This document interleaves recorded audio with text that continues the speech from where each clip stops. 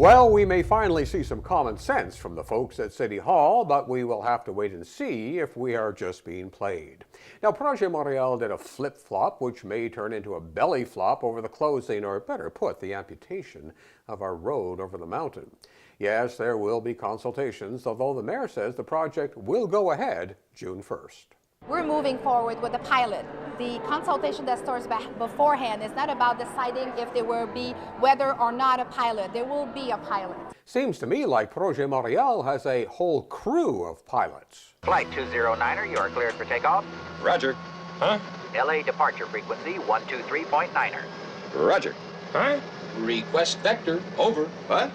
Flight 209er, clear for vector 324. We have clearance, Clarence. Roger, Roger. What's our vector, Victor? Well, that's the way this is beginning to feel. Churchill said a fanatic is someone who won't change his mind and can't change the subject. Yes, there will be consultations, but from what it feels like from here, the fix is in. A word of advice to Valerie Plante: your first 100 days have been marred by broken promises, abdication of basic city services such as snow removal, and unilateral decisions based on ideology. Montrealers were willing to give Projet Montreal a chance because they felt they were not being listened to. If this keeps up, this administration will be doomed. But there is still time. There are some good and well-meaning people in Projet. But a progressive mayor from an earlier time named Jean Doré will forever be remembered for his refusal to leave his cottage July 14, 1987, when Montreal was hit by the worst flooding in its history.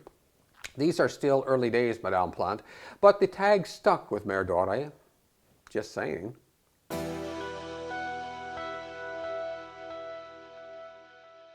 Also in the news this week, the Quebec government has plans to ban some of those awful sugary booze-filled drinks that teenagers take for a cheap drunk. Well, it's a good idea, but why did it take the death of a 14-year-old before someone had the common sense to figure out selling this poison wasn't a great idea? Now, the PQ wants to raise the speed limits on our highways to 120. Now, most people already drive 120 with a 100 limit.